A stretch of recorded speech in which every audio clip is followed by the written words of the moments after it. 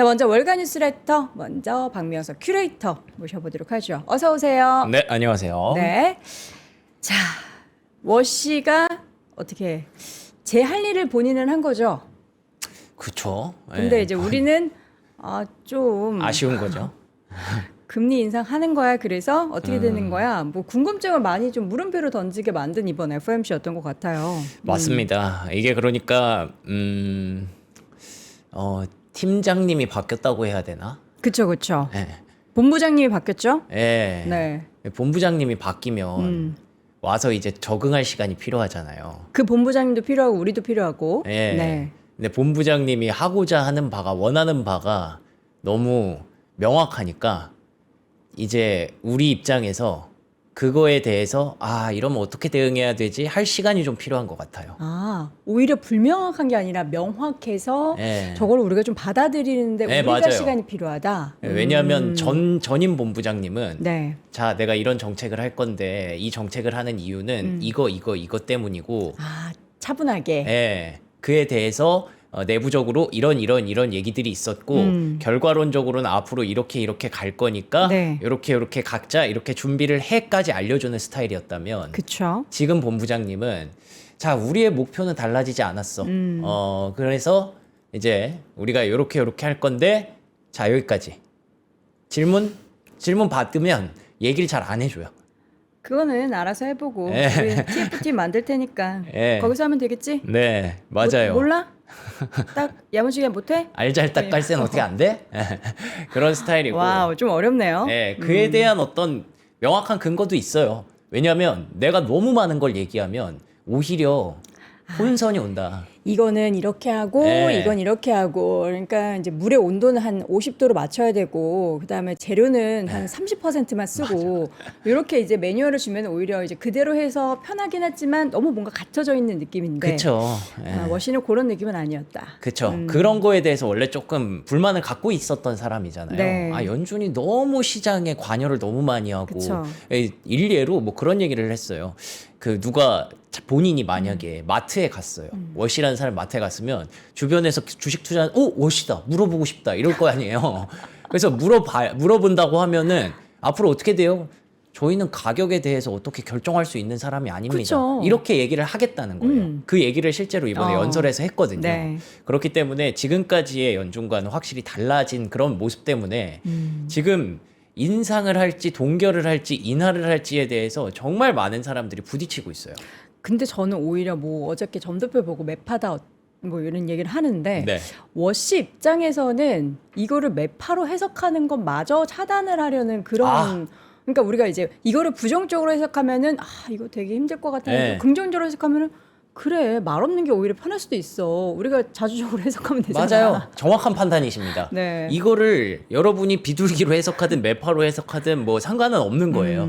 워시 입장에서는. 네네. 실제로 그 얘기도 했어요. 지금 막 금리가 갑자기 급등하는데요. 막 누가 이렇게 물어보니까 나는 뭐 그런 거 상관없는데 나는 그냥 통화 정책만 얘기하는 사람, 팩트만 얘기하는 사람인데 시장의 해석은 뭐 다양하게 나올 수 있는 그쵸. 거지. 예, 그런 쪽으로 좀 열린 사람이고 그래서 지금의 그러면은 그 이후에 왜 이렇게 급격하게 장 막판에 빠졌냐라고 한다면 그에 대해서 우리가 이제 적응할 시간이 필요하니까 누구도 베팅을 할 수가 없는 거고 네. 그런데다가 내일이 또 만기일이에요. 그쵸. 예, 미국 증시 입장에서 만기일이고 금요일이 또 휴장입니다. 네. 예, 그러면은 살짝 좀 뒤로 물러날 필요도 있겠죠. 예, 그런 측면에서 오늘의 조정을 일단은 그렇게 좀 해석을 하고 있습니다. 네. 예. 자, 그렇다면 이제 또 그 결과가 어떻게 시장에 반영이 됐는지를 네. 한번 보도록 할까요? 자, 여기 그 차트에서 그 화면이 그대로 나옵니다. 여기 보시면은 초반에 상승 출발했어요. 다우, 나스닥, S&P 500 모두 상승 출발했고 긍정적인 분위기 계속 이어가고 있었습니다. 근데 여기에서 한번 출렁 내려앉았죠. 여기가 이제 점도표가 발표되고 동결이 발표되고 점도표에 왜 19개밖에 없어? 왜 점이 18개, 18개밖에 없어. 되는데. 뭐 이런 우려들이 발생했었는데 그리고 나서 이제 워시가 등장을 합니다. 등장을 해서 워시가 이런저런 얘기를 하고 되게 막 웃으면서 얘기를 해요. 사실 워시에 대해서 되게 물음표가 많았었는데 혹시 이 기자회견도 그냥 짧게 끝내고 갈까 봐 그거 되게 짧았다면서요, 근데 생각보다. 아, 엄청 길었어요. 그 기자회견은 길었어요? 네. 성명문은 짧았는데. 네. 오. Q&A를 엄청 받더라고요. 근데 답은 다 뭐 답은 기승전 기승전 TF 뭐 답은 이렇게 막 했다는데. 시원하게 해주진 않아요. 근데 어쨌든 그 자리만큼은 약간 계속 나는 이런 거 그래요? 좋아해요 이러면서 이런 거죠. Q&A 되게 중요한 그런 자리라고 생각해요 라고 하면서 되게 이제 소통을 많이 하는 것 같더라고요. 네. 그래서 초반에는 좋다가 점점 얘기를 듣다 보니까 여기서 이제 흘러내려간 게 워시의 그 기자회견이 끝나기 전부터 흘러내려가기 시작. 저 표정 되게 좋잖아요. 여유롭네요, 되게. 예. 그리고 되게 웃겼던 게 강단 있다 표정이. 그 기억나세요? 어떤 파월이 맨 처음에 나와서 항상 인사할 때 굿 굿 이브닝이라든지 이브닝. 굿 애프터눈 요걸로 시작하잖아요. 뭐라고 인사했어요? 굿데이. 오, 그 약간 이제 굿이브닝, 굿모닝, 파워루션처럼 안 하겠다. 나는 다르다. 아, 이제 나는 하루를 다 씹어 먹겠다.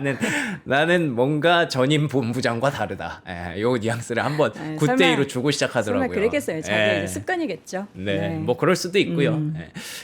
그래서 여기서 이제 쭉 그 장 막판에 계속 이렇게 빠졌던 거는 그러면서 이게 도대체 어떤 말이지? 어떻게 해석해야 되지? 예, 그러게요. 그런 것들이 계속 나왔다라고 보시면 될 것 같습니다. 네. 예, 그래서 시장은 하락으로 마감을 했다라고 보시면 되겠고요. 그 와중에 이제 종목들을 보시면 여기 반도체는 또 올랐어요. 예, 반도체 브로드컴, 마이크론 테크놀로지, 인텔, 반도체 장비주, 델, 샌디스크, 시게이트 뭐 이런 종목들이 올랐는데 근데 이것 또한 막 그렇게 막 긍정적이라고 보기보다는 어쨌든 살아남은 것 자체는 긍정적이죠. 근데 그 시장이 빠질 때 같이 좀 상승폭을 많이 줄이긴 했습니다. 예, 그 부분이 조금 아쉬웠다라고 보시면 되고 그럼에도 불구하고 초록불을 켠 거 자체에 대해서 의미를 부여하면 사실 반도체는 금리를 이기잖아요. 네. 최근에는 금리보다 더 강한 성장세를 좀 보여주기 때문에 그래서 이쪽이 살아남았다라고 보시면 될 것 같습니다.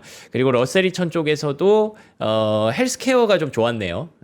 미국의 헬스케어는 대한민국의 바이오랑 좀 다릅니다. 많이 다르죠? 예, 그런 것들을 염두에 두셔서 오히려 시장 불확실성 있을 때 헬스케어가 좀 올라오는 특성이 미국에는 있기 때문에 그런 거 참고하시면 될 것 같고요. 네. 자, 10년물 국채금리 4.487까지 그래서 결국 올랐습니다. 뭐 좀 아쉽죠. 결과론적으로는. 뭐 저는 이제 그 시장을 다 이렇게 라이브로 보고 있으면서 어느 정도 적응을 하고 본 거지만 여러분이 보기에는 뭐야 진짜 많이 아쉽네 라고 생각하실 만한 그런 상황들이 시황적으로 전개가 됐고요.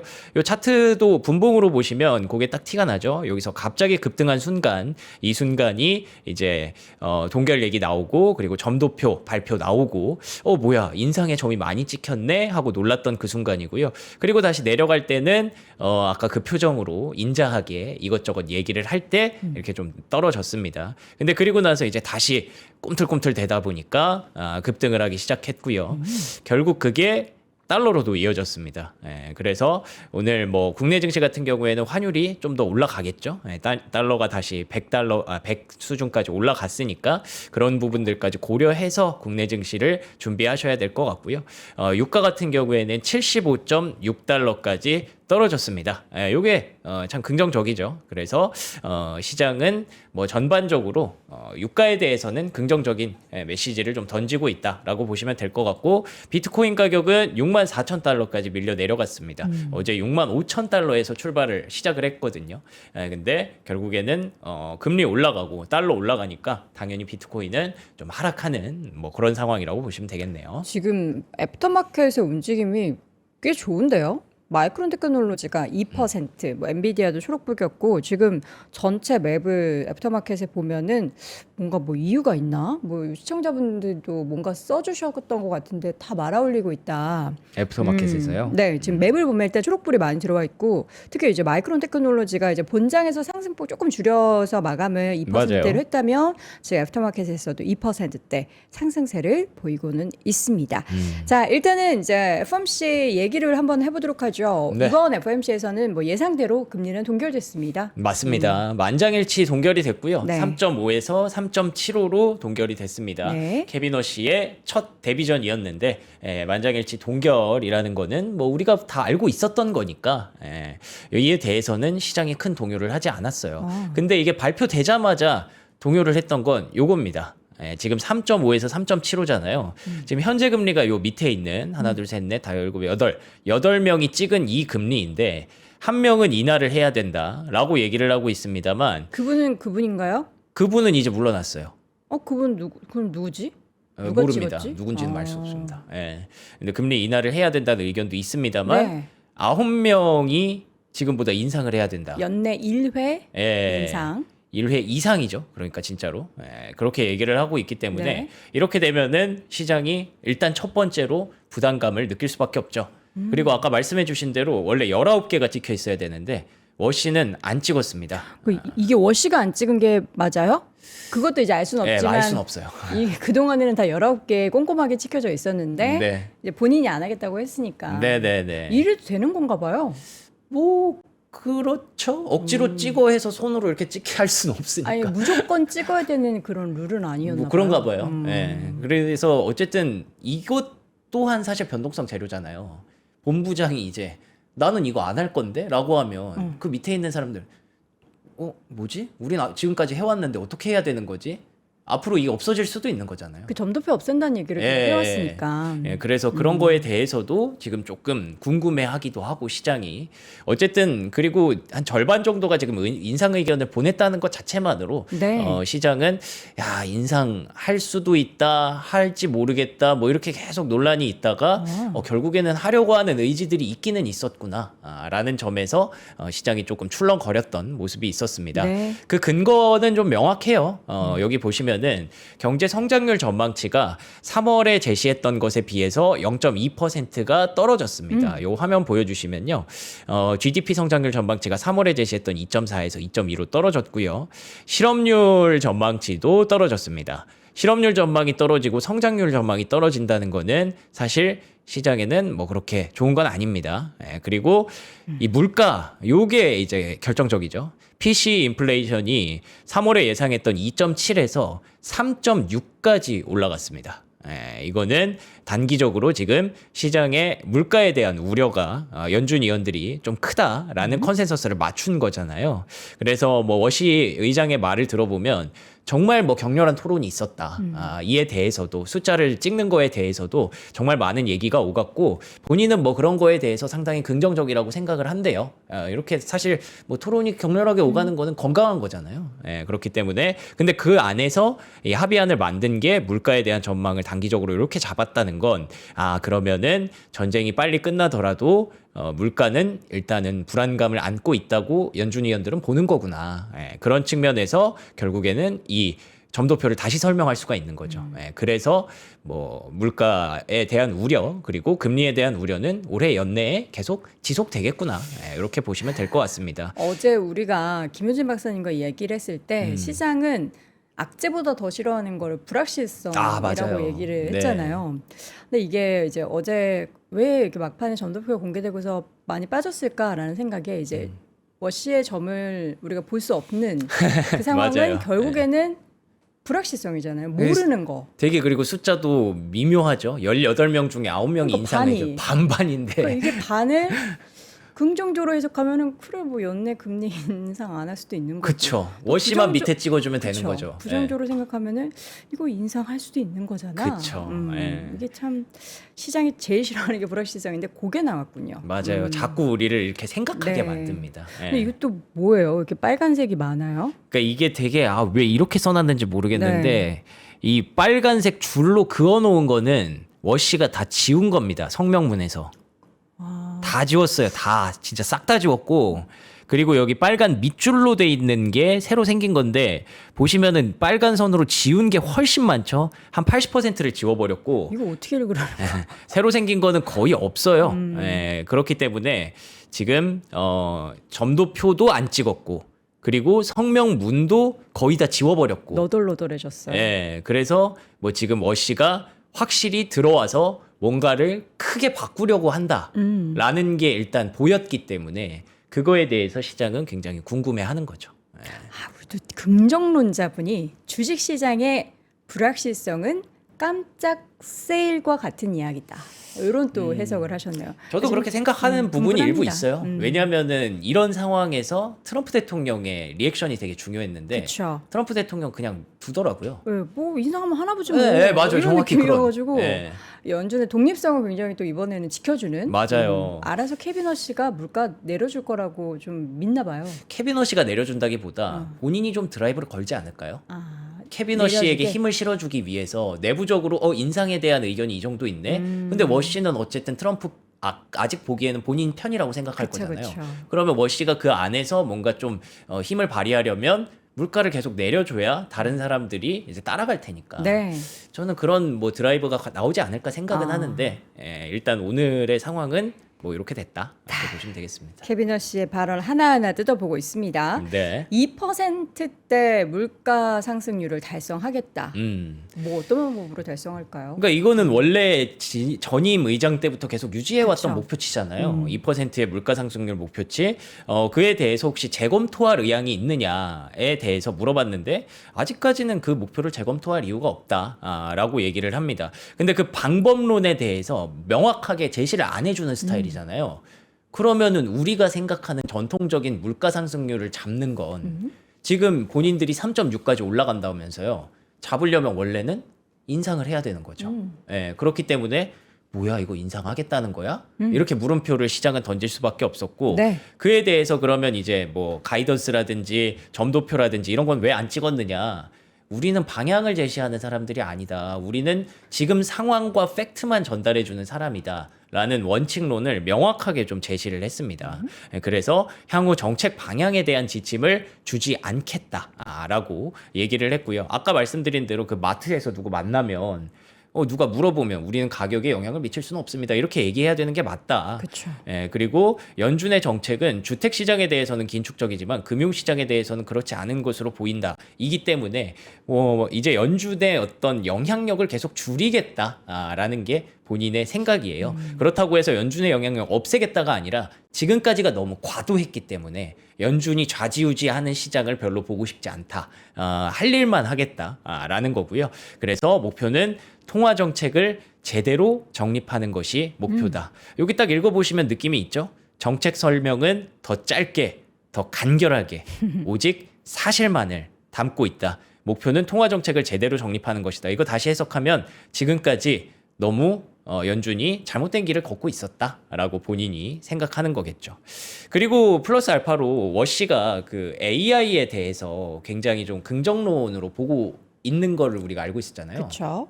그래서 AI에 대한 긍정론이 다시 뭐냐면, 그러니까 AI가 결국에는 금리 인상을 안 해도 되게 만들 수도 있다라는 거죠. 인플레이션도 잡고 네, 고용도 맞아요. 괜찮아지고 뭐 이런 건가요? 그렇죠. AI가 점점 더 활성화가 되면 네. 이제 뭐 고용에 대해서도 점점 더 이제 사람들의 임금 상승률이 높아지지 않을 수 있으니까 결론적으로는 AI가 결국 시장의 어떤 긍정적인 부분들을 많이 만들어 줄 것이다. 그래서 AI에 대한 발전이 좀 더 많이 이루어져야 된다였는데 아직까지는 본인이 그렇게까지 생각하지는 않는데요. 그러니까 AI가 시장에 긍정적으로 작용하고 있는가, 통화 정책을 계속 완화적으로 유지해도 되게 만들고 있는가에 대해서는 아직 시장의 영향을 좀 봐야 된다라는 점에 있어서 이것 또한 사실 기대했던 부분과는 조금 아직 거리가 있는 부분이고요. 그래서 결론적으로는 이런 것들을 제대로 하기 위해서 뭔가 통째로 이제 시장의 어떤 방향성을 바꾸기 위해서 연준을 좀 뜯어 고치기 위해서 TF팀을 구성하겠다라고 얘기를 했습니다. 5개나 되네요. 맞습니다. 그 연준의 소통 방식에 대해서도 앞으로 어떻게 바꿀지 TF팀을 좀 만들겠다는 거예요. 연준의 소통 그동안에는 의장이 했잖아요. 의장도 하고 되게 많은 사람들이 밖에 나가서 말하고 계속 이랬는데 얘기했잖아요. 예. 그거를 이제 우리가 어저께 얘기했죠. 소음을 지방 방송 줄이고 예. 중앙에서만 얘기를 하겠다. 맞아요. 어제 딱 그 어. 표현 쓰시더라고요. 지방 방송 얘기. 맞아요. 시끄러운 거 이제 정정하게 예. 하고. 그거에 대해서 아마 그렇게 하는 것 같은데 네. 뭘 어떤 목표를 갖고 있다라고는 말 안 했어요. 그리고 대차 대조표 축소에 대해서도 우리가 좀 봐야 되는데 그쵸. 어떻게 할지를 TF팀을 만들겠다. 어. 생산성 및 고용이 이게 그 AI와 연결되는 건데 그거에 대해서도 인플레이션 프레임워크, 인플레이션 잡겠다고 했는데 어떤 방향인지 어떤 방법인지 말을 안 해주는 겁니다. 그러면 이거는 혹자들이 봤을 때는 이거 변동성이네 생각하겠지만 어떤 분들은 또 그렇게 생각하시더라고요. TF까지 구성할 때까지는 최소한 금리 안 올리겠네. TF 구성을 연내하겠다고 했으니까 예. 연내라고 하면 이제 6개월 안에 예. 뭐 11월에 할 수도 있고. 네, 뭐 그렇죠. 그러면은 그 TF 팀이 구성이 돼야 되고 구성돼서 TF 팀에서 회의가 나와야 되고 결론을 도출해서 앞으로 이런 방향성을 할 겁니다라고 얘기하기까지 시간이 필요하잖아요. 근데 보통 우리가 생각하는 TF 팀이라 하면 되게 빨리 하잖아요. 그렇긴 하죠. 예, 막 예. 바로 다음 주 후다닥 이렇게 만들어서 뭐 그럴 수도 있긴 호로록 하죠. 이렇게 하고 하는 게 TF잖아요. 근데 어쨌든 되게 큰 범위를 바꾸려고 하는 거잖아요. 다각적으로 바꾸려고 하는 거기 때문에 시간이 좀 필요하지 않을까라고 보고 있습니다. 네. 그래서 이것 또한 시장의 의견이 좀 갈리는데 아마 채팅창에서도 많은 분들이 각자의 의견이 되게 다를 것 같아요. 맞아요. 그래서 지금 상황은 결론적으로 불확실하다라는 거고요. 물가 상승이 경제 전반으로 확산되지 않도록 해야 된다. 이거는 뭐 언론적으로 모두가 동의하는 이야기고요. 네. 국채 수익률이 지금 올라가는데 어떻게 생각하세요? 그거 나는 뭐 관심 없다라고 얘기를 하면서 이 언론 보도를 마쳤습니다. 네. 자, 세 가지 핵심 신호라고 정리를 한번 해보도록 하겠습니다. 네. 어떤 신호가 있었나요? 그래서 지금까지 일어난 일들이고 이에 대해서 우리가 핵심적인 신호들이 어떻게 결과가 나왔는지를 한번 점검해 볼 필요가 있겠죠. 닉 티밀하우스 기자가 그리고 되게 신기했던 게 닉 티밀하우스 기자가 거의 질문을 못 하더라고요. 거의 그냥 마지막에 껴서 뭐 이렇게 한번 그거 안 하는 건지 못 하는 건지. 그동안에 이제 연준의 네. 대변, 비공식 대변인이라고 그쵸. 했는데 이제 그건 맞아. 그렇죠. 예, 닉 티밀하우스가 밖에 나가서 SNS에 올리면은 또 맞아요. 케빈 허씨의 이런 지금 얘기가 무용지물이 되잖아요. 맞아요. 다 잘라버리는 거예요. 제가 그래서 닉 티밀하우스 기자를 항상 팔로우하면서 이제 팔로우 할 필요 그 없습니다. 팔로우를 끊어야 되나 이 생각이 좀. 우리 닉의 이제 역할은 이제 막을 내리는 건가요? 그러게요. 예, 뭐 어떻게 될지 모르겠습니다만 닉 티밀하우스가 질문을 안 하는 것 또한 이 뭔가 되게 큰 변화였던 것 같고요. 네. 그리고 이 세 가지 그래서 이거는 전에 얘기한 겁니다. 케빈 허씨가 나오면 우리가 세 가지를 봐야 된다. 첫 번째 연준이 성명서에서 완화적 통화 정책 기조를 철회할지 여부. 아까 그 빨간 펜 보셨죠? 철회된 거 맞거든요. 엄청 많았어요. 예. 근데 이거를 철회하기 위해서 지운 건지 아니면 그냥 이거를 줄이기 위해서 말을 안 하기 위해서 줄인 건지는 변수로 남아 있지만 어쨌든 뭐 점도표가 그렇게 찍혔기 때문에 철회된 거는 맞다라고 봐야 될 것 같고 두 번째 수정된 점도표가 금리 변동, 금리 인상 가능성을 어떻게 시작하는지 절반이 금리 인상을 시사했기 때문에 이거는 1차적으로 시장이 빠지고 금리가 올라가는 이유가 되는 거는 합리적이죠. 네. 그리고 세 번째 내부 분열 속에서 워시 의장이 기자회견에서 어떤 방식으로 소통할지 과연 어떻게 영향을 미칠 수 있을지를 봐야 되는데 소통의 어떤 분위기라고 해야 될까요? 굉장히 그건 소프트했어요. 아까 표정에서도 보셨고 말투도 그랬고 막 웃는 분위기도 많이 나왔거든요. 근데 결론적으로는 알 수 있는 게 없다라는 점에서 코베이시 레터라는 곳에서는 앞으로 이제 지금 결국 본질적으로 중요한 게 뭐냐면 앞으로 우리가 연준의 정책 방향에 대해서 알게 될 수 있는 게 되게 줄어든다. 선제적 지침을 폐지한다. 점도표도 찍지 않았다. 앞으로 연준의 정책 전망에 대한 정보가 줄어들면서 불확실성이 커질 것이다. 근데 그 불확실성은 시장의 변동성과 피할 수 없는 관계이기 때문에 앞으로 이제 연준은 변수가 될 수밖에 없다라는 거를 이렇게 얘기를 했습니다. 네. 그래서 시장은 일단 점도표만 보고 금리 인상 가능성에 베팅을 하기 시작했고요. 10월에 금리 인상을 할지도 모르겠다라는 쪽까지 의견이 확산이 되고 있습니다. 빠르면 이제 9월까지도 굉장히 퍼센트가 높아졌고 여러분들 잘 아시지만 그래서 올해의 잭슨홀 미팅이 상당히 중요해졌습니다. 여름에 또 핫하겠네요. 8월에 잭슨홀 미팅을 하게 될 텐데 그러면 이제 전 세계 통화 정책을 주관하는 의장들이 모여서 또 얘기를 할 거고 워시랑 이제 첫 인사도 나눌 거고 거기서 많은 얘기들이 좀 오고 가겠죠. 그래서 거기서 혹시 변곡점이 나오는지가 하반기에 굉장히 중요한 포인트가 될 것으로 보입니다. 네. 근데 최근에 FOMC 이후에 주가가 좀 많이 안 좋았다고 하기 때문에 일단 단기적으로는 변동성 확대라고 보시는 게 합리적일 것 같네요. 네. 자, 그리고 이제 MOU에 대한 전문이 공개가 된, 그러니까 이번 주에 사인을 한다. 그게 뭐 무슨 식이라 그러죠? 서명식? 네네네. 그걸 뭐 목요일에 할 수도 혹은 금요일에 할 수도 네. 있는데 그 전문이 공개가 됐는데 이게 완전 공식화된 최종 전문이에요? 네, 그런 걸로 네. 판단하고 있어요. 이란에서도 공개를 했고 네. 미국에서도 같이 공개를 했거든요. 네. 그래서 딱 14개가 공개가 됐습니다. 요거 보시면은 뭐 오늘 시간 좀 여유 있으니까 한번 볼게요. 최종입니다. 예, 진짜 최종. 예. 레바논을 포함한 모든 전선에서 즉시 그리고 영구적으로 종료한다. 그리고 내정에 간섭하지 않기로 합의한다. 이거 예. 되게 큰 건데. 흥미롭죠. 60일 이내에 협상을 통해 최종 합의에 도달한다. 이거 원래 알고 있었던 내용이고요. 해상 봉쇄 미국은 즉시 해제, 30일 이내에 완전히 해제. 그리고 이란도 60일 동안 무료로 보장한. 이거 좀 걸리네요. 5번이 제일 걸려요. 예. 60일 동안은 무료인데 두달 뒤에 어떻게 할 건지. 얼마나 뭘 용인하는 건지. 그러니까요. 자, 그리고 이란의 재건 및 경제 개발을 위해 3천억 달러 규모의 상호 합의된 계획을 수립할 것이다. 뭐 이거 돈은 이미 어제 보셨죠? 네. 뭐 다 모아놨다라고 얘기를 하고 있고 모든 종류의 제재 해제를 위해서 노력하겠다. 대신에 이란이 핵무기를 확실하게 문제를 해결을 해야 되죠. 그래서 핵 프로그램의 최종 합의에 이루어질 때까지는 현상 유지지만 새로운 제재를 부과하겠지만 이때 이제 어떻게 최종적으로 파기를 할지 그거에 대해서 아마 논의를 할 것 같습니다. 그리고 미국 재무부는 이런 제재를 면제할 것이고 동결된 자산을 사용할 수 있도록 허용해 줄 것이고 전액 사용. 네, 맞아요. 다 풀어준다라는 네. 얘기고 앞으로 양해각서가 잘 이행되도록 메커니즘을 구축하고 그래서 최종 합의 협상을 시작하면서 결론적으로는 유엔 안보리의 구속력 있는 결의안까지 승인이 될 것이다. 이게 어떻게 보면은 이제 그동안에 계속 압박을 하는 채찍을 휘두르던 정책을 이란에게 펼쳤다면 이제는 당근으로 좀 양지로 올라와라. 그런가 봐요. 이런 식으로 얘기를 하는 것 같은데 이제 네. 부디 이제 이란이 이걸 받고 나쁜 쪽으로 이제 그래 우리 악용하지 돈 않았으면 생겼으니까 뒤에서 몰래 핵 개발해야지 뭐 네. 이런 거만 이제 안 했으면 그래야죠, 좋겠네요. 진짜로. 그거를 이제 변수를 제거하기 위해서 또 이렇게까지 오래 끈 것 같기도 하고요. 그래서 이에 대해서 긍정적으로 판단을 했기 때문에 금리는 올랐지만 유가는 떨어졌습니다. 네네. 그거에 대해서는 또 긍정적으로 볼 수 있는 부분이고 유가가 계속 떨어진다면 물가도 완화가 되고 뭐 연준이 무슨 말을 하든지 간에 우리는 연준의 어떤 정책에 대해서 그럼 지금 금리 인상할 때 아니잖아라고 자체적인 판단을 또 할 수 있기 때문에 시장은 불확실성을 좀 줄여가겠죠. 이에 대해서 이란도 뭐 자신감이 느껴지는 서로의 내정에 간섭하지 않는다 뭐 이런 얘기를 하면서 계속 얘기를 긍정적으로 덧붙였고요.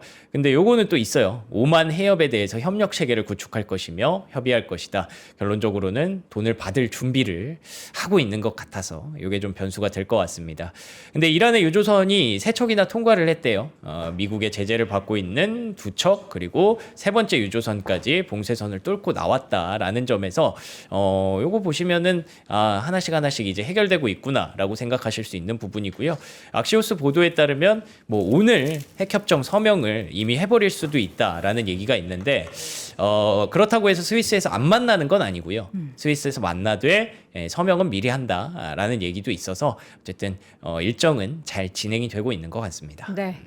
부디 이제 그 사이에는 안 좋은 얘기들이 전혀 없기를 간절히 바라도록 하겠고요. G7 이거 정상회의 계속 지속되고 있는 거예요? 끝났습니다. 끝났는데 G7. 어떤 얘기가 마무리가 됐어요? 여기서 되게 흥미로운 포인트가 몇 개 있었는데 일단 첫 번째로는 트럼프 대통령이 요 뒤에 이제 정부 요직에 있는 인사들 뭐 루비오, 베센트 뭐 다 이렇게 데려와서 연설을 했습니다.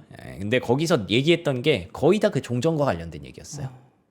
G7 어떤 결과 브리핑보다는 그냥 뭐 이란과 관련해서의 앞으로 어떻게 될지 그냥 똑같은 얘기를 계속했습니다. 지금까지 뭐 잘 되고 있다, 앞으로 잘 될 것이다, 금요일 안에 아마도 될 것 같다, 뭐 이런 쪽으로 계속 얘기를 했고, 근데 여기서 좀 변수가 됐던 멘트들이 몇 개 있었는데 네. 첫 번째로는 만약에 마음에 들지 않을 경우에 다시 폭격을 할 것이다, 라는 얘기를 합니다. 저런 얘기 왜 해?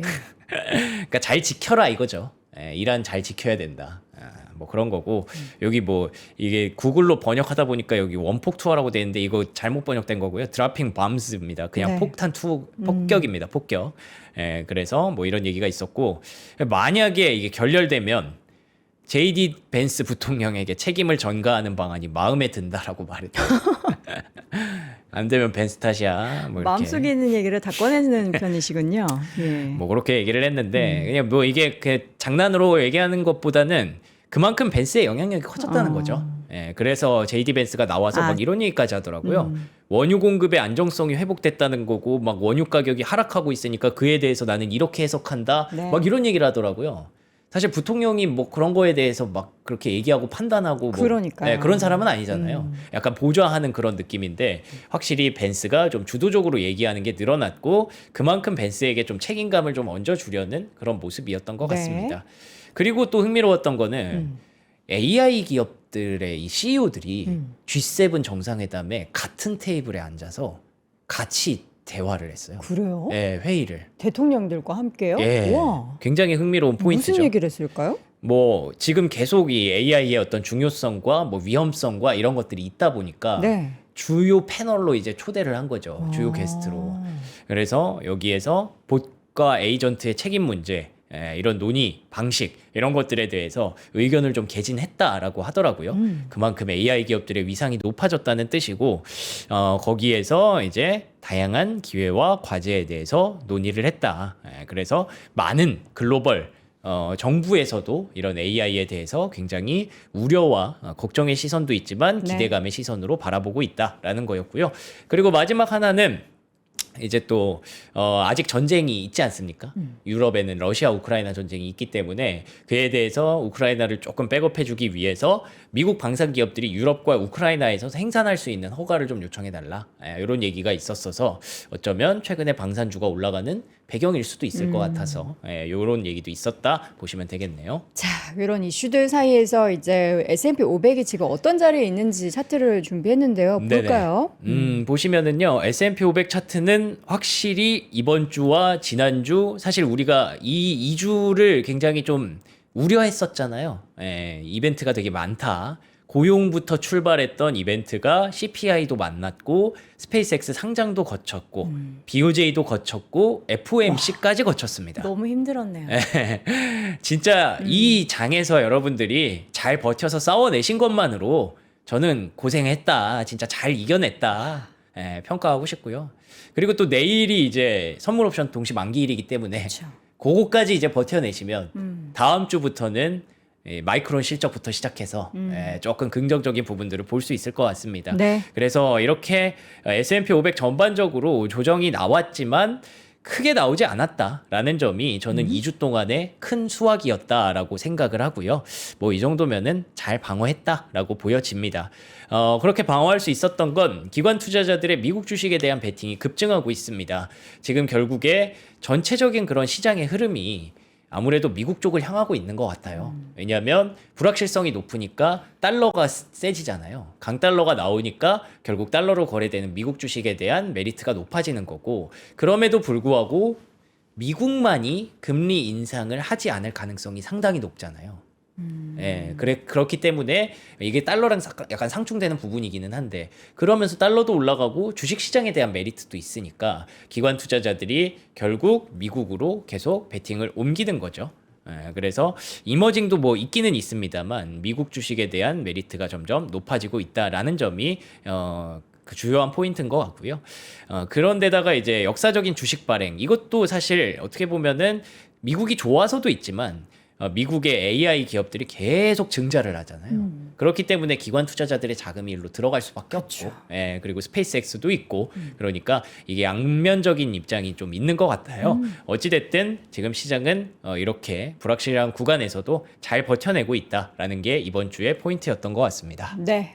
UBS에서는 종전 수혜주를 정리를 해줬어요. 네, 그러네요. 그래서 시장이 조금 불확실할 때 확실한 모멘텀이 있다면 오늘 유가가 떨어진 거니까 네. 종전 수혜주가 뭐 몇 개 되잖아요. 뭐 그 예를 들면 이제 건설주 같은 거, 로우스, 그다음에 건설이 좋아지면 이제 홈디포나 로우스 같은 기업들의 긍정적인 부분들이 있을 수 있고, P&G 같은 경우에는 뭐 아시겠지만 이제 필수 소비재고, 그다음에 UPS 같은 경우에는 이제 운송하는 기업이니까 이런 기업들이 이제 유가가 좀 떨어지고 있다는 점에서 긍정적인 효과를 받을 수 있겠죠. 그래서 전반적으로 최근에 가치주, 경기민감주가 반등하는 게 유가를 보고 올라가는 거라서 이런 것도 지금 어떤 중간중간에 활용할 수 있는 모멘텀이 될 것 같네요. 네, 이제 특징주 보겠습니다. 마이크론을 비롯해서 반도체 일부 종목들의 상승세가 보였는데요. 네. 잘 버텼죠. 그리고 지금 애프터마켓에서도 오름세를 계속해서 보이나요? 볼까요? 계속 뭐 2%대 오릅니다. 긍정적이네요. 이 가운데 도이체방크에서도 목표가를 이거 올린 거죠? 네, 맞습니다. 다 이 정도 이제 다 올리나 봐요. 다 1,500, 1,600 정도? 원래 $1,000였는데 네. 현재 $1,500로 마이크론에 대한 목표가를 도이체방크가 높였다고 보시면 되겠고요. 뭐 배경에 대해서는 뭐 딱히 여러분들이 모르는 게 없어요. 뭐 반도체 기업 메모리 반도체가 그만큼 긍정적이다. 앞으로 이런 추세가 향후 몇 년간 지속될 것이다. 쇼티지가 몇 년간 지속될 것이다라고 보고 있기 때문에 마이크론의 주가 상승을 견인한다라는 부분이었고요. 실제로 낸드 가격에 대해서 트렌드포스가 이제 이 디램과 낸드 가격 전망과 현재 현황들을 계속 집계해주는 기관이잖아요. 네. 근데 여전히 낸드 extremely tight, supply shortage 이런 것들이 계속 나오고 있다는 저런 점에서 단어 되게 좋네요. 아 그래요? 쇼티지. 타이트 쇼티지. 네. 그래서 프라이스 트렌드, 가격 트렌드가 앞으로도 계속 높아질 것이다. 상승할 것이다. 라는 전망들이 나오고 있습니다. 그래서 S&P 500 차트랑 또 이거 비교해 보면 좋을 것 같아요. 아까 S&P 500 차트는 어쨌든 그 2주를 겪는 동안 여기까지 떨어졌잖아요. 근데 마이크론은 여기 있다는 게 중요한 거죠. 그렇죠. 그 시장 수익률을 이긴 섹터. 맞아요. 라고 봐야 될 것 같고 웨스턴 디지털은 여기 있습니다. 가격이 오히려 신고가를 내버렸어요. 그 2주 동안. 시원하네요. 그리고 샌디스크, 시게이트 모두가 마찬가지로 샌디스크가 $2,000 넘었던데 막판에. 다시 장중에 조금 $2,000 내려왔네요. 넘기도 했었는데 조금 떨어졌네요. 네. 그래서 이런 섹터들은 시장을 이겼다는 측면에서 그게 있는 거죠. 금리, 불확실 이런 거일 때는 오히려 확실한 선택지, 그래서 여전히 그 확실한 선택지 1번은 메모리 반도체다. 이렇게 보시면 될 것 같고요. 네. 그리고 이번에 그 타이틀을 좀 얻으려고 하는 게 이제 CPU 쪽인데 오늘 인텔의 주가도 나름대로 괜찮았습니다. 좋았어요. 잘 버텼습니다. 네. 근데 아쉽지만 뭐 AMD 같은 경우에 좀 빠졌고요. AMD요? AMD도 본장에서 그러네요. 올랐어요. 2.25% 상승했네요. 애프터에서도 지금 그리고 1.2% 올랐습니다. ARM이 요즘 아주 핫해요. 암홀딩스. 또 암홀딩스 신고가 냈습니다. 올랐습니다. 간밤에 7.5%, 고가 기준으로는 12%까지 갔거든요. 왜 이렇게 많이 올랐죠? 그냥 뭐 CPU가 그만큼 지금 굉장히 중요한 선택지 중 하나로 또 뽑히는 거죠. 한 주밖에 안 샀는데. 꼭 이렇게 한 주 산 종목들이 급등하더라고요. 원래 네. 선발 때 보내면 여러분들을 오릅니다. 위해서입니다, 다. 내 돈이 안 샀어요. 여러분들을 그래서 위해서. 그쪽에서 이제 뭐 어떤 모멘텀이 나왔다기보다는 인텔 같은 경우에는 파운드리 모멘텀이 좀 있었어요. 네. 18AP, 그러니까 인텔이 이제 공정에다가 이렇게 숫자를 붙이는데 요거는 이제 1.8나노라는 뜻입니다. 그래서 1.8나노 쪽에 시험 생산에 돌입했다라는 얘기를 하면서 또 주가가 괜찮았고요. 그리고 오늘 브로드컴 주가가 좋았거든요. 네, 맞아요. 브로드컴이 정말 오랜만에 이거 또 차트가 또 왜곡돼 있네. 어쨌든 4.8% 상승을 했는데 윗골이 뭐예요, 저거? 이거 넥스트 트레이드가 아니죠. 미국은 시간의 시장에서 네네. 좀 왜곡된 거고, 요 그만큼 많이 빠졌던 것도 있습니다만 최근에 이제 에이직 칩, 그러니까 주문형 반도체가 특히 아마존이 만드는 게 가성비적으로 많이 먹히더라라는 얘기가 또 나오기 시작했습니다. 이것과 연계되는 내용일 수도 있을 것 같은데 JP모건에서 그래서 브로드컴에 대해서 시장이 너무 우려하고 있다. 과소평가를 너무 과하게 하고 있다. 현재 가격 수준이라면 충분히 메리트 있다라고 얘기를 합니다. 근데 브로드컴은 좀 논란이 이래저래 있기는 있어요. 지금 계속 RPO가 늘어나는 과정에서 그 약간 이행 의무가 좀 늘어나서 네. 조금은 이제 예전에 비해서 시원시원하게 못 가는 이유가 된다고 하더라고요. 그리고 또 이제 구글 입장에서도 계속 다각화를 시키려고 하니까 대만에 있는 미디어텍의 도움을 좀 많이 받으려고 하니까 브로드컴이 이래저래 해자가 좀 흔들리는 건 맞는 것 같은데, 그럼에도 불구하고 여전히 시장은 긍정적으로 봐야 된다. 지금 주가는 너무 싸다. 라는 의견이 나와서 올랐다고 보시면 되겠습니다. 네, 스페이스X는 어제 조금 장중에 다시 하락 전환했더라고요. 맞습니다. 네. 결국에는 200달러가 어떻게 보면은 일단 단기적으로 좀 목표치였던 것 같아요. 모두가 바라보는 라운드 피규어였던 것 같고 200달러 넘어가서 단기 슈팅이 좀 나오기도 했습니다만 그래도 190달러대까지 어제는 이렇게 간밤에 좀 내려오는 모습이 있었습니다. 그리고 굳이 따지고 보면 사실 금리에 어떻게 보면은 취약한 그런 종목일 수밖에 없잖아요. 지금 실적이 막 확실하게 나오는 종목이 아니기 때문에 그래서 금리가 올라가는 과정에서 스페이스X는 변동성이 좀 확대됐다라고 보시면 될 것 같고요. 그래서 일각에서는 이거 이렇게까지 올라가는 건 기술주가 너무 과도하게 지금 과대평가된 거다라는 경고 메시지를 주는 거다라는 얘기가 있었는데 그래서 뭐 다행히 오늘은 좀 빠졌으니까 솔직히 저도 이렇게 생각을 합니다. 뭐 200달러, 250달러 이렇게 올라가는 거는 이거 시장이 너무 또 과열된다.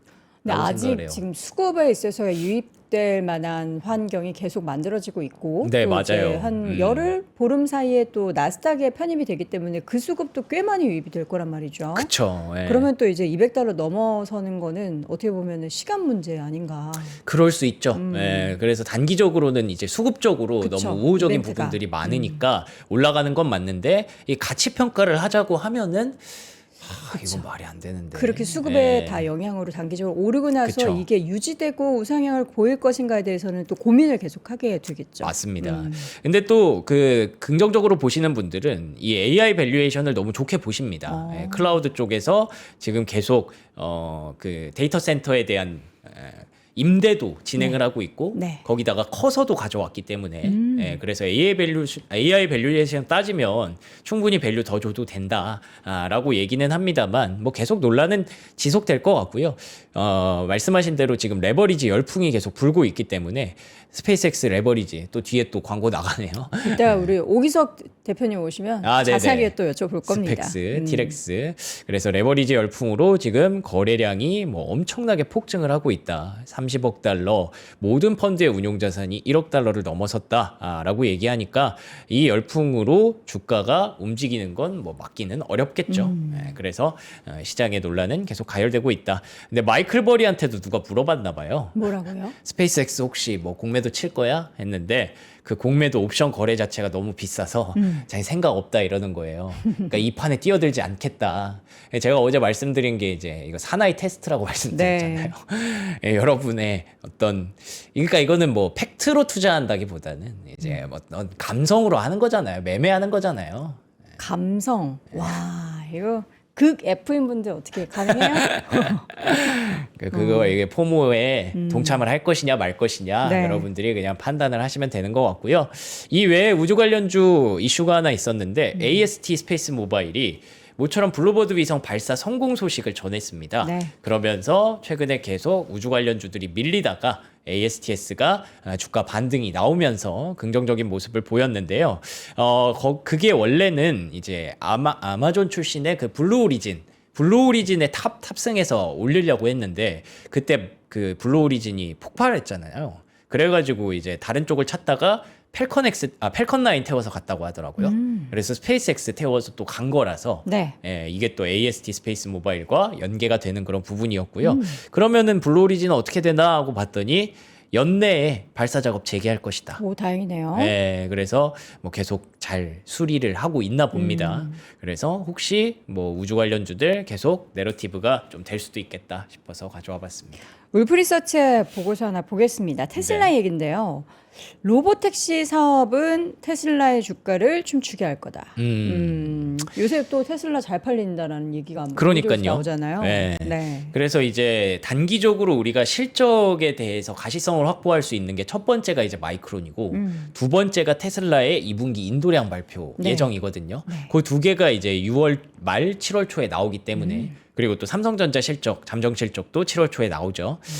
근데 그래서 이제 마이크론에 대해서 목표가가 올라간 것도 지금 실적 발표 앞두고 그렇게 얘기가 나오는 거고 테슬라에 대해서도 2분기 인도량 발표를 앞두고 있으니까 이런저런 기관의 리포트들이 나온다라고 보시면 되겠습니다. 그래서 테슬라는 결국에는 뭐 2분기 인도량도 중요하지만 로보택시가 잘 되느냐 요게 가장 중요하다. 그래서 이번에 일론 머스크가 컨퍼런스 콜에서 또 로보택시의 어떤 시기적인 부분들을 알려줄 텐데 그런 거에 대해서 좀 긍정적으로 판단할 수 있을지 컨퍼런스 콜이 중요하다라는 거고요. 네덜란드 도로교통청에서는 아직까지 테슬라의 그 FSD를 돌려봤는데 네덜란드가 유럽에서 가장 FSD를 빨리 승인한 나라잖아요. 근데 아직까지 유의미한 사고는 없었다라고 얘기를 하면서 모니터링 열심히 하고 있다라고 하니까 이제 테슬라에 대해서 아마 많은 얘기가 좀 나오지 않을까 싶습니다. 이뿐만 아니라 스텔란티스도 레벨 4 로보택시 MOU를 체결했다라고 하더라고요. 어디랑요? 우버랑 웨이브, 웨이버? 웨이브라는 기업이 웨이브? 있더라고요. 그래서 이런 기업들이랑 로보택시 MOU를 체결을 했다는 점에서 계속 지금 그 로보택시를 중심으로 한 이야기가 하반기에 아마 많이 나올 것 같아요. 왜냐하면 이제 테슬라도 가치를 좀 띄워야 되고 스페이스X 상장도 진행이 됐고 저는 로보택시가 어떻게 보면은 피지컬 AI의 첫 출발선이라고 생각을 하거든요. 그렇기 때문에 피지컬 AI까지 보시는 분들은 이 로보택시 이슈를 앞으로도 중요하게 좀 보셔야 될 것 같다. 그리고 이 아우스터라는 종목이 최근에 계속 이슈를 만들어내더라고요. 무슨 기업이에요? 라이다 기업인데 라이다라는 라이다가 좀 잊혀졌잖아요. 그러게요. 근데 라이다에 분명히 쓸모가 있거든요. 근데 테슬라가 이제 카메라로 그걸 대체하면서 사실 라이다 기업들이 많이 망했어요. 라이다도 비싸잖아요. 예. 엄청 비싸죠. 많이 망해서 몇 개 안 남았습니다. 그럼 오히려 남아서 생존하는 기업이 승자네요. 그럴 수도 있겠죠. 그 자율주행에서 네네. 많이 쓰이게 된다면. 네. 그래서 이 종목 같은 경우에는 제가 이제 구독 서비스 할 때 저희 구독자분들이랑은 미리 좀 말씀을 드려서 알고 계시는 분들이 좀 계신데 네. 계속 공급 계약 소식을 전하더라고요. 어디랑 계약했어요? 이번에는 뭐 AIM 인텔리전트 머신이라는 기업인데 어쨌든 막 그렇게 유명한 기업까지는 안 나오고 있는데 네. 최근에 차트의 움직임도 괜찮고 이 라이다가 어쩌면 그 피지컬 AI로 가는 길에 어떤 중요한 판단이 될 수도 있다라는 증권가 리포트도 많이 나오더라고요. 그래서 이런 기업도 있다 한번 소개를 드렸습니다. 네. 자, 그리고 마이크로소프트가 오라클의 임대 계약이 파기됐다. 이 내용이 전해졌는데 오라클하고 최근에 뭐 계약된 내용에 있어서 좀 약간 안 좋은 내용들이 많이 전해지고 있어요. 그런가 봐요. 그래서 이게 어제 사실 있었던 내용이거든요. 네. 마이크로소프트가 오라클과 했었던 클라우드 임대 계약에 대해서 파기를 했다라고 비즈니스 인사이더가 단독으로 이렇게 보도를 했어요. 단독. 예. 단독은 좀 확인해 봐야겠죠? 그렇죠. 그래서 이에 대해서 오라클이 사실 무근이다라고 반박을 했는데. 그렇죠. 근데 뭐 또 이런 뉴스가 나왔으니까 시장 참여자들은 신경을 안 쓸 수가 없죠.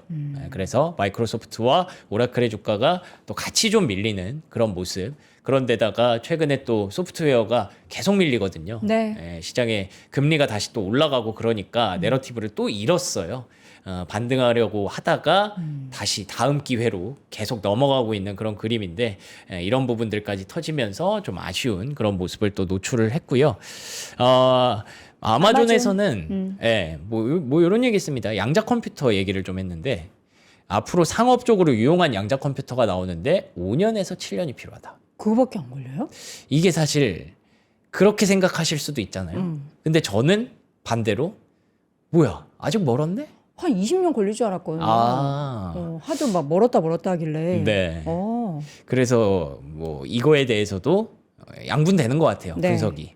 근데 오늘은 아무래도 양자 관련주들이 오를 수 있는 그런 매크로 상황은 아니었으니까 뭐 큰 영향은 없었습니다만 이런 얘기도 있었다 보시면 될 것 같고요. 네. 그리고 시티그룹에서는 의외로 또 피그마의 커버리지를 개시했어요. 피그마. 목표가 $36로. 사실 지금이 얼마죠? 피그마가 많이 안 좋죠. 최근에 좀 올라오다가 다시 소프트웨어가 꺾이면서 피그마 많이 빠졌습니다. 근데 이제는 또 사야 된다라는 시티그룹이 얘기를 했고요. 저는 모르겠어요. 피그마나 어도비나 이런 기업들이 과연 얼마나 역할을 할 수 있을지는 솔직히 지금 AI 시대에 장담하기 어려운데 뭐 증권가에서는 월가에서는 가치 평가를 또 다르게 하나 봐요. 네. 그래서 뭐 이런 얘기도 있었다 정도로만 보시면 될 것 같고요. 네. 오늘 그나마 좋았던 종목 하나 말씀드리면 로빈후드. 로빈후드가 최근에 막 이런저런 뭐 트럼프 계좌도 런칭을 하고 그리고 또 사람도 좀 잘랐습니다. 10% 정도 인력 감축을 했는데 그게 트리거가 되면서 최근에 주가 반등 탄력이 괜찮거든요. 예, 근데 아르거스라는 곳에서는 로빈후드가 앞으로 고성장을 할 수 있을 것 같다. 이런 분위기가 굉장히 좋아 보인다라는 점에서 로빈후드 주가가 바닥권에서 올라오고 있는데 이것도 한번 참고하시면 좋겠네요. 네, 자 이렇게 해서 오늘 로빈후드 소식까지 전달 드렸습니다. 여러분 혹시 이제 여름이 다가오고 어제 보니까 덥더라고요. 제가 웬만하면은 선풍기나 뭐 이런 이제 좀 냉방 시스템을 별로 안 좋아해가지고 잘 안 뜨는데 어제는 밤에 너무 더워가지고 선풍기를 결국에는 켜고 잤는데요. 그럴 만큼 여러분들이 정말 이제 땀을 많이 흘리게 되고 그렇게 되면은 통기성이 좋은 속옷이 필요합니다. 그래서 오늘 아디다스, 아디다스 속옷 세트를 저희가 준비했는데 여성용, 남성용 각각 있고요. 남성용은 드로즈 5종. 드로즈가 뭐냐? 이게 보니까 종류가 많더라고요. 이거를 이제 여러분 뭐 제가 남자 속옷을 제 손으로 이렇게 잡는 날이 오네요. 이야, 자, 이렇게 바지같이 생긴 거. 생겼네. 되게 탄성이 너무 좋아요. 예, 쫙쫙 잘 늘어납니다. 예, 여러분들 이렇게 해서 딱 요거 약간 붙는 스타일이구나. 아 저렇게 붙는 이런 느낌으로 힙업 느낌이 나네요. 요거 이제 종류가 보니까 다양해요. 블랙도 있고 네이비도 있고 그레이도 있고 그렇고 여성 속옷 같은 경우에는 이게 약간 수영복처럼 생겼어요. 이렇게 탑은 이렇게 돼 있고 나한테 뭐 들라고 하면서 나를 안 보여줘. 탑은 이렇게 돼 있고 색깔도 다양하네요. 베이지도 예쁘다. 그리고 속옷 이렇게 돼 있습니다. 여성 속옷은 또 뒤에 이제 자국 없게 하려고 이렇게 햄라인으로 마련된 그런 속옷입니다. 보니까 굉장히 이제 시원할 것 같아요. 굉장히 시원할 것 같아요. 보이시죠? 되게 투명한 거, 잘 늘어나는 거 이런 거 이제 속옷 필요하신 분들 저희가 여성은 4종, 그러니까 브라 2개, 팬티 2개에서 요거 4종 세트, 남성은 5개. 근데 왜 항상 보면은 5종으로 나오죠? 월화수목금토일은 7일인데 예, 속옷 여러분 자주 세탁하시고 매일 갈아입으셔야 되는 거 아시죠? 예, 그렇습니다. 알아서 하시고요. 39,800원에 저희가 준비를 했으니까 필요하신 분도 함께 하시고요. 저희가 오늘은 뭐 먹어요? 예, 오늘은 워커힐에 침 넘어가요. 폭립을 먹어보도록 하겠습니다. 맛있게 드세요. 요건 이제 뜯어야 제맛인데 저희는 이제 뜯을 수가 없는 관계로 뜯어진 채로 잘 마련해 주신 거 한번 먹어보겠습니다. 어떻게 먹어야 맛있게 먹으려나? 진짜 이 워커힐호텔 가서 폭립 먹으려 그러면 좀 가격대가 많이 나가잖아요. 그 여름이나 뭐 봄에 보면은 캠핑하면서 이렇게 바베큐 해주는 그런 것도 있더라고요. 워커힐에 보니까 한번 가볼라 했더니 너무 비싸. 아 그래요? 그냥 우리 집 발코니가 워커힐호텔 마당이다라고 생각하시고 요거 이제 저렇게 구워 드실 필요 없고요. 다 돼서 나오니까 살짝 데워서만 드시면 됩니다. 아니 근데 진짜 이거 맛있어요. 뼈는 해체를 해주신 거죠? 그럼요. 네, 뼈 다 나오는데 저희는 하체하기 좀 힘들잖아요. 그래서 자, 여기에 어울리는 술 하나 추천. 아 이거는 일단 맥주고 맥주. 이거를 제가 맛 평가를 좀 해드리자면 저 이 소스에 대해서 되게 예민하거든요. 소스가 약간 짜치는 소스면은 별로일 것 같은데 그 짜침의 기준은 그 막 되게 막 케첩향 많이 나고 막 그런 거 그렇죠. 있잖아요. 너무 약간 저렴한 느낌. 근데 워커힐 느낌이 있네요. 그렇죠. 느낌이 고급지죠. 있고 고급지죠. 이게 절대 뭐 숯불에 구운 게 아닐 거 아니에요? 숯불에 이미 구워서 가지고 나온 근데 그 향이 나요. 그러니까요. 그 끝에 그 향이 있어요. 숯불 향이 나죠? 짜치지 않는다. 여러분 저희가 워커힐 제품 소개하면서 여러분들이 만족감을 못 느끼신 적은 아마 없으실 거예요. 일단 고기 육질도 너무 부드럽고 폭립을 우리가 뭐 아웃백이나 이런 데 가서 먹으려고 하면 또 이제 그 금액대가 장난 아닌데 지금 저건 한 팩 기준이 아니에요, 여러분. 오리지널 2팩, 매운 거 스파이시 2팩 해서 4팩을 드립니다. 맛이 또 따로 있구나. 저희가 먹은 건 오리지널일 오리지널. 거예요. 네. 페퍼치도 맛있겠다. 궁금한데? 3+1으로 47,900원. 이건 이제 뭐 아이며 어른이며 다 좋아할 맛입니다. 온 가족 모여가지고 시원하게 뜯어서 먹어도 5만 원이 안 되는 금액으로 47,900원. 더울 때 이제 속옷은 요 아디다스 속옷 입고서 드시면 되겠습니다. 자, 맛있는 워커힐 폭립도 영상 아래 링크 통해서 저희가 준비했으니까 3% 업딜 함께 하시면 좋겠습니다. 자, 지금까지 우리 박명수 큐레이터와 함께 했고요. 잠시 후에는 여러분 스페이스X 요새 관심 많으시니까 관련한 이야기 오기석 대표님과 함께 나눠보겠습니다. 고맙습니다. 고맙습니다.